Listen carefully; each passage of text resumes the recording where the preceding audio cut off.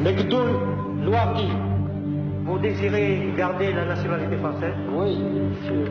Très bien. Vous voulez signer la déclaration? Oui, monsieur. Les harkis survivants réussissent à rejoindre la France.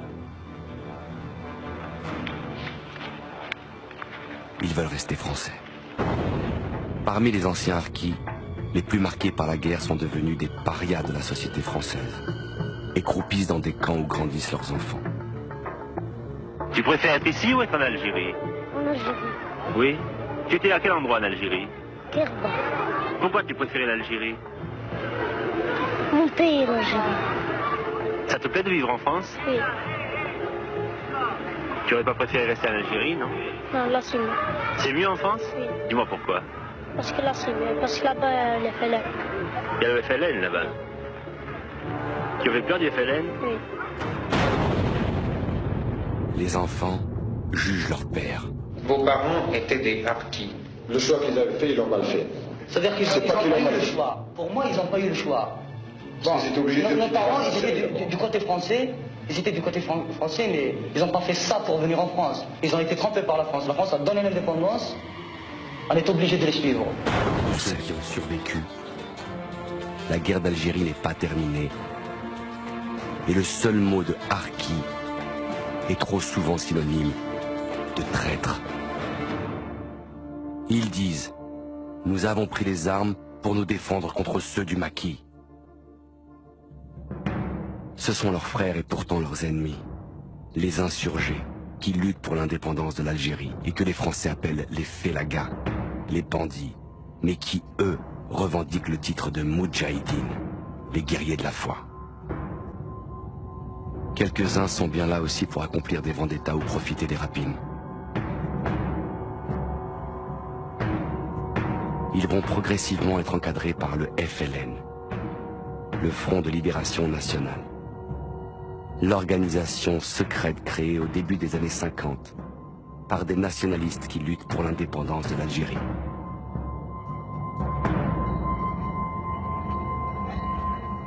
En 1954, l'Algérie est un territoire immense, aux 3/4 désertique, avec un littoral riche, devenu 3 départements français. Après un siècle de colonisation, qui en a fait l'Eldorado de la Méditerranée.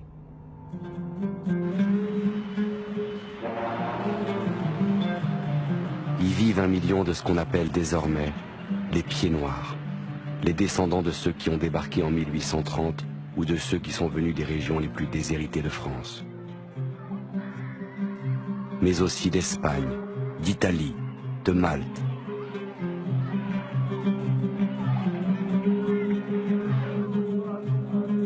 Ce ne sont pas tous, loin de là, de riches colons. Mais ce sont les riches colons qui ont le pouvoir.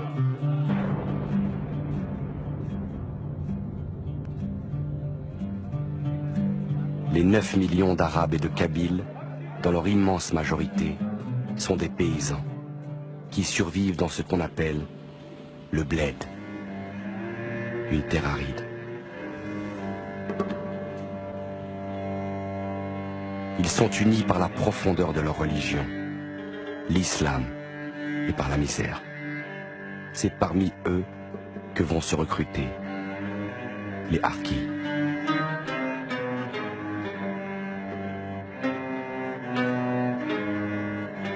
Jusqu'à la guerre d'Algérie, j'ignorais complètement qu'il y avait la France en Algérie. Bon, j'entendais parler à droite et à gauche qu'il y avait des chrétiens. Il y avait des chrétiens qui habitaient en Algérie. Mais par contre, j'ai pris connaissance de la France en 1954. Quand la guerre a commencé, c'est là que j'ai vu débarquer l'armée qui traitait tout le monde de suspect. Il y avait des avions, il y avait des chars, il y avait des camions, il y avait des mitrailleuses. J'étais sidéré et j'ai eu très peur de voir arriver tout cet arsenal. Le 1er novembre 1954, en ce jour qu'on appellera la Toussaint Rouge, le FLN déclenche ce qui deviendra la guerre d'Algérie. Une trentaine de bombes artisanales contre des casernes ou des postes de police font 7 morts. Ce qui inquiète les autorités françaises, c'est la coordination de ces attentats.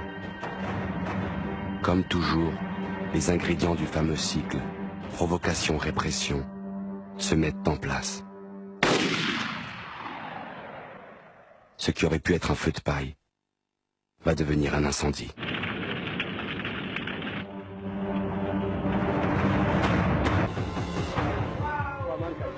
Et maintenant, dans cet automne 54, celui de l'insurrection, les Algérois ne parlent que d'une chose. La France n'est plus invincible. Elle vient de perdre la guerre d'Indochine. Après la défaite de Dien Bien Phu, les soldats du 7e régiment de tirailleurs algériens rembarquent.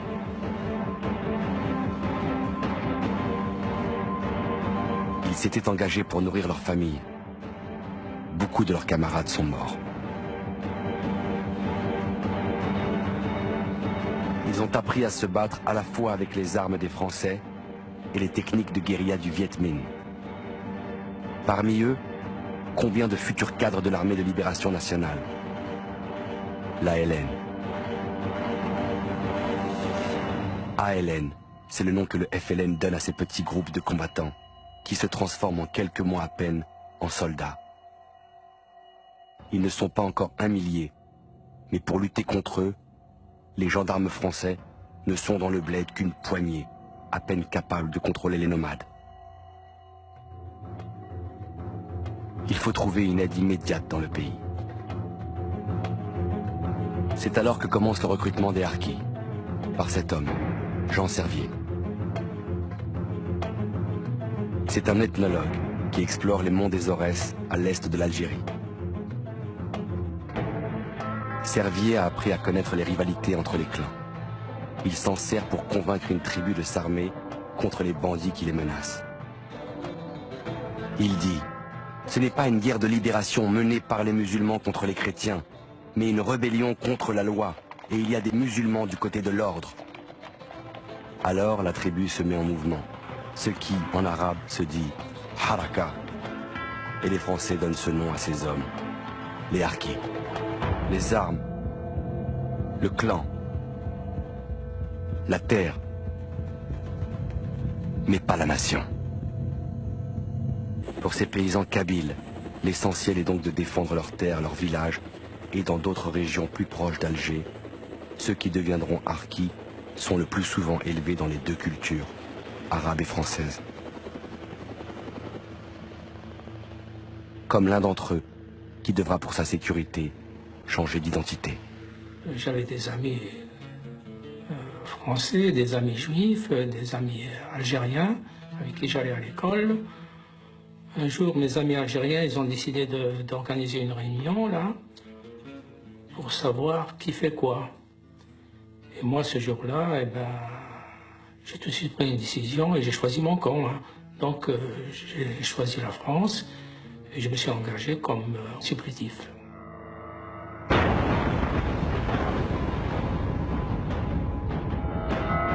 Dès janvier 55, la pression du FLN se fait plus forte.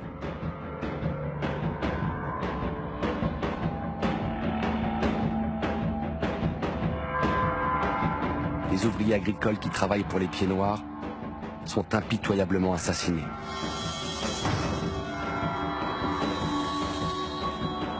Pour les Français, la situation en Algérie n'est plus tenable.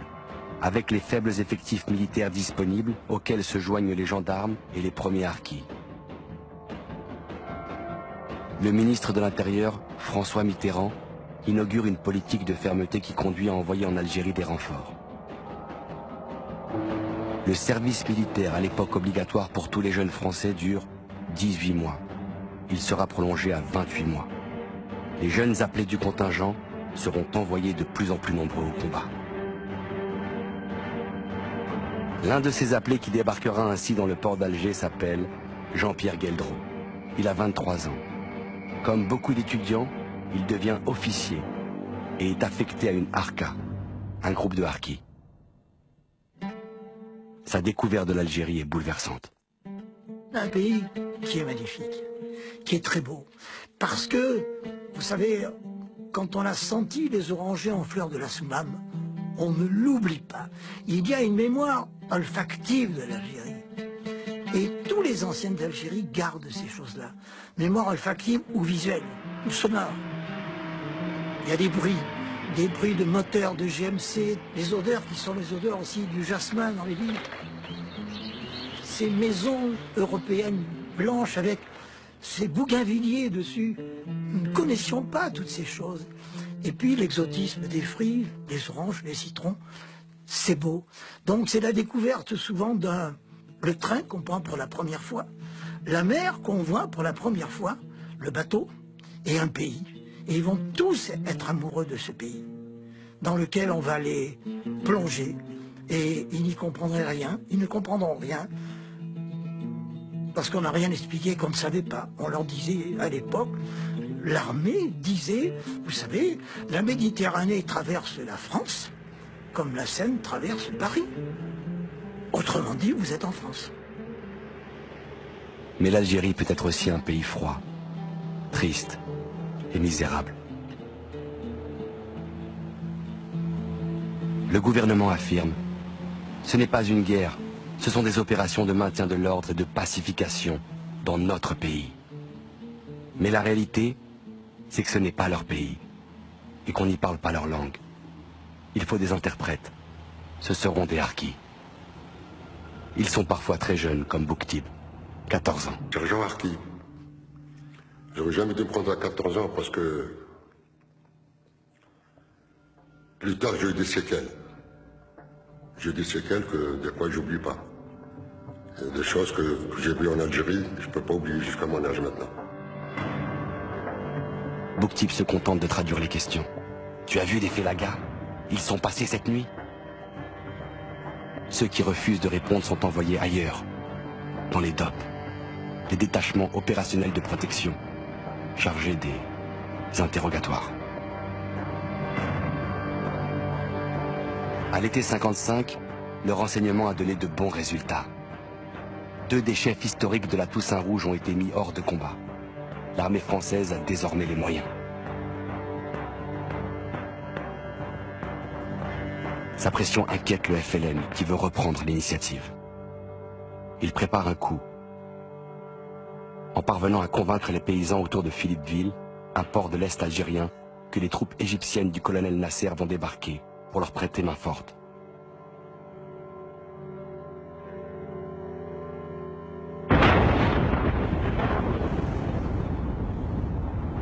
Le samedi matin à l'heure de l'anisette, des hordes de paysans menés par le FLN se ruent sur la ville avec des couteaux, des haches, des pelles, des pioches et massacrent une centaine de pieds noirs et de musulmans favorables à la France. La répression de l'armée et les représailles de civils incontrôlés feront beaucoup plus de morts du côté algérien.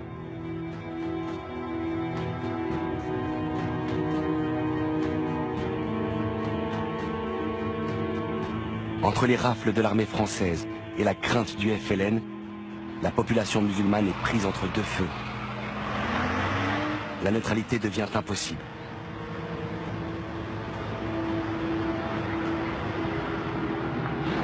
Parmi ces Algériens dont le destin a basculé ce jour-là, il y avait un lycéen de 15 ans, Hossein Bouarès.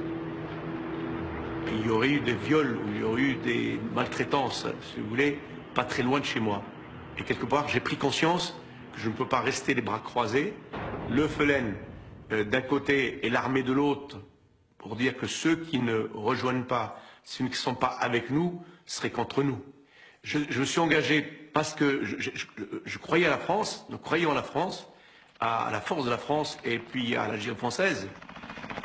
Ils seront des milliers à quitter leur douar et leur mechta lorsque la France descendra du ciel avec les derniers produits de la fameuse manufacture d'armes de Saint-Étienne, de beaux fusils de chasse, pour qu'ils participent à la défense contre le FLN. Ce sont entre autres les officiers au képi bleu des SAS, les sections administratives spécialisées, qui leur remettent ces précieuses armes.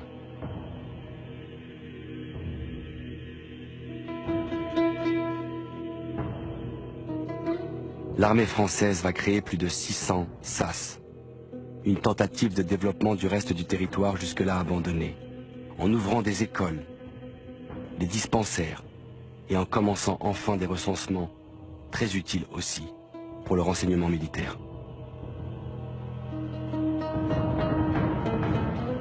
En même temps se développe une intense action psychologique, montrant les exactions des rebelles pour inciter les Algériens à s'engager aux côtés des soldats français.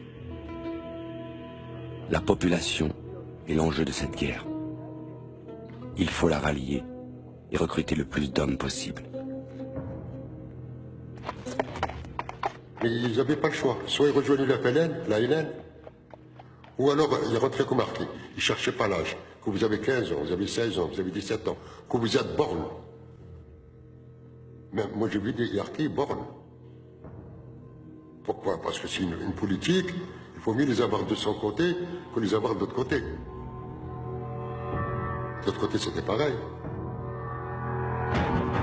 Car le FLN a réussi à mobiliser en 2 ans 30 000 hommes. Ils étaient moins de 200 le 1er novembre 1954. Les commissaires politiques endoctrinent sans relâche leurs soldats paysans, qui commencent à recevoir des uniformes et des armes des pays arabes, et qui trouvent leur ravitaillement, de gré ou de force, dans les villages.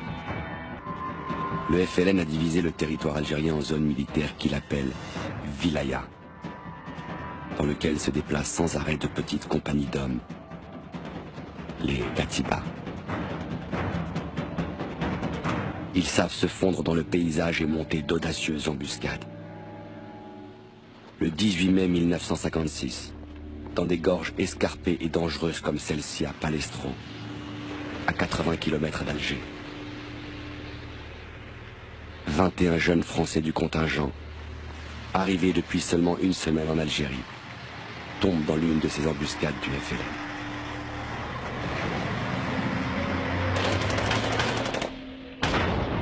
La presse française révèle: leurs yeux ont été crevés, leurs corps vidés de leurs entrailles et bourrés de cailloux, leurs testicules coupés.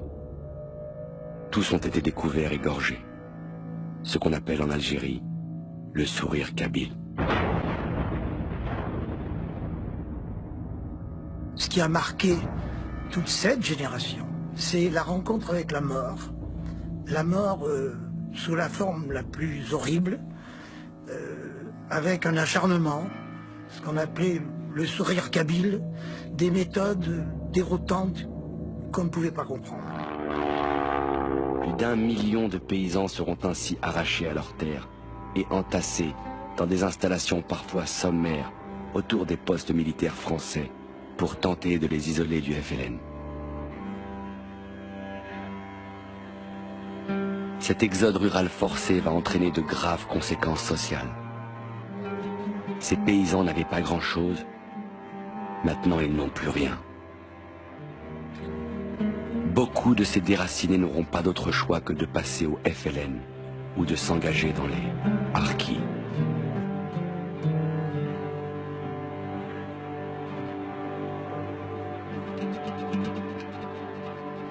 Quand les hommes deviennent harkis, c'est tout le destin de leur famille qui bascule.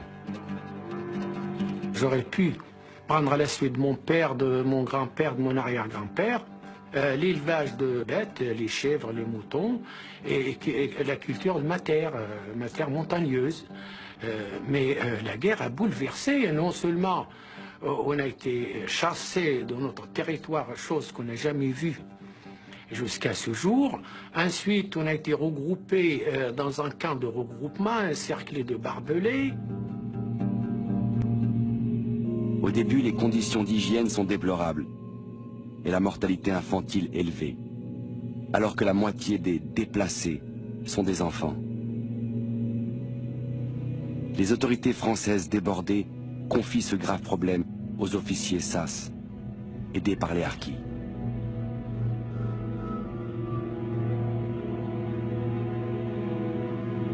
Les sections administratives spécialisées vont organiser des centaines de camps de regroupement sur tout le territoire algérien, en apportant l'hygiène, l'école et les vivres.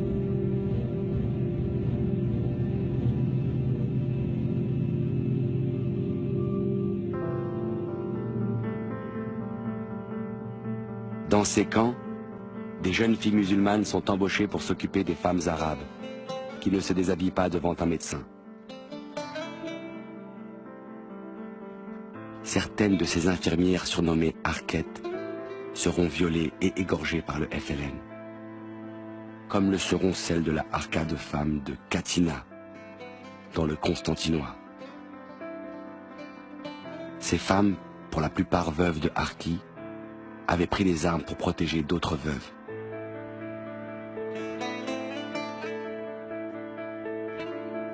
Tous ces enfants sans père et sans patrie vont maintenant vivre de camp en camp.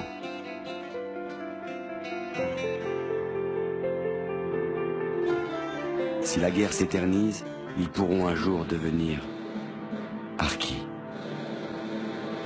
Ils resteront ainsi fidèles à la France. Ils auront un contrat. Ils toucheront un salaire. Et leurs blessures seront considérées comme accidents de travail.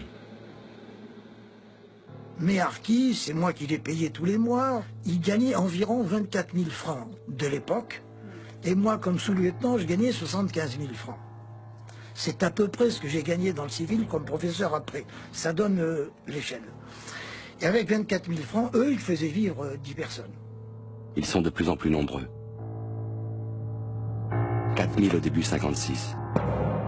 25 000 un an plus tard. Et de plus en plus engagés dans une lutte féroce contre le FLN.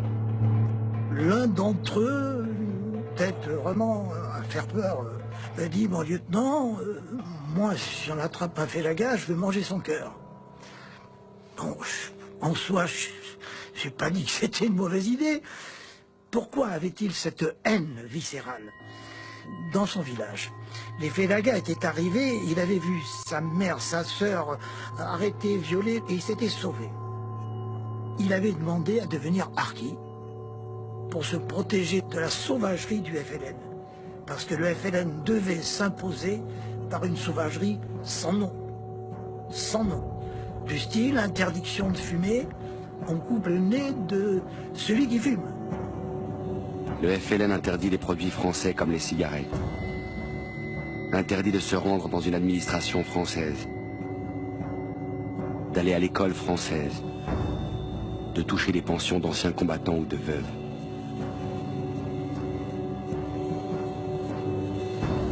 Alors vous aviez ceux qui voulaient protéger leur famille des exactions du FLN. Vous aviez ceux aussi qui avaient été retournés. Car quand vous ramassiez un félaga où le gars était abattu ou alors on lui proposait d'être avec nous, en réalité c'était les mêmes. Le FLN et l'armée française ont recruté parmi les mêmes. C'est un ancien félaga qui me disait, voilà, ça c'est une piste faible. C'est ainsi que se développe une vraie camaraderie entre Harkis et soldats français.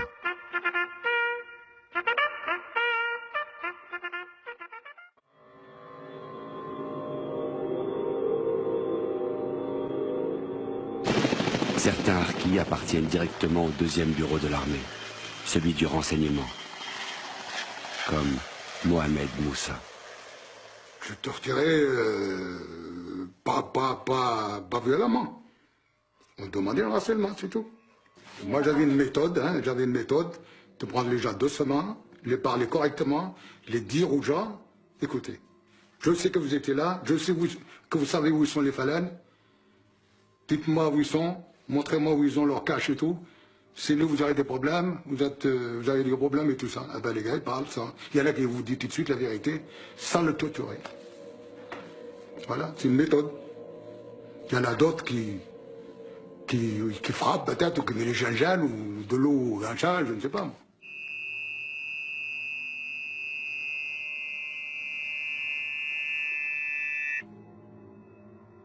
Les Harkis n'ont pas recours à la torture quand ils opèrent dans leur région d'origine, comme en témoigne l'un de leurs anciens chefs, le général Meyer.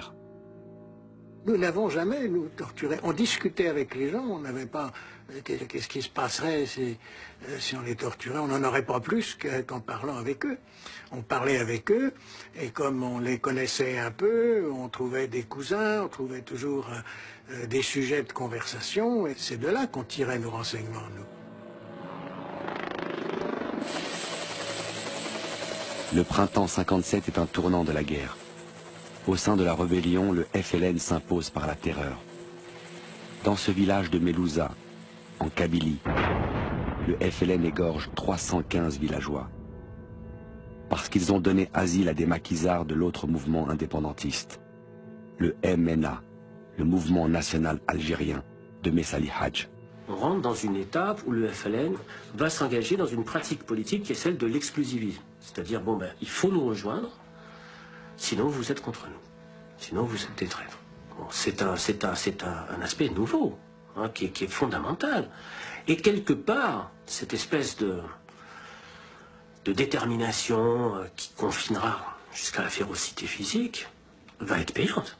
Puisque, en l'espace de 3 ans, le FLN va s'imposer effectivement comme la seule organisation politique algérienne, puisqu'elle va éliminer tous ses concurrents algériens nationalistes, attention. Et dont le principal, bien sûr, était le MNA de Messali, qui va être éliminé physiquement au prix d'une terreur absolument terrible.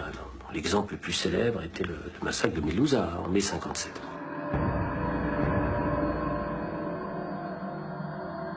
Ce massacre a été ordonné par l'un des chefs du FLN, le colonel Saïd Mohamedi.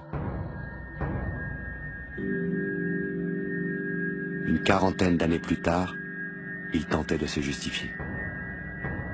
C'était des traîtres. C'était réellement des traîtres. Ils voulaient laisser l'Algérie à la France. Pendant qu'une autre partie de l'Algérie combattait pour leur liberté à eux, leur indépendance et leur dignité. C'était un devoir sacré à tout Algérien de faire la guerre aux traîtres, de lutter contre les traîtres. L'ennemi numéro 1, c'était le traître. Ce n'était pas le soldat français venu après. C'était le traître le numéro 1 qu'il fallait abattre. Les harkis, pour le FLN, sont d'autant plus des traîtres qu'ils sont devenus de vrais soldats français.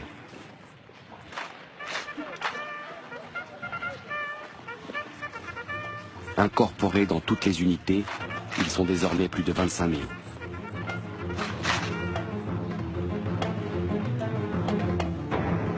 Pour valoriser cette intégration, la Harka 102 est choisie pour participer au défilé du 14 juillet 1957 à Paris.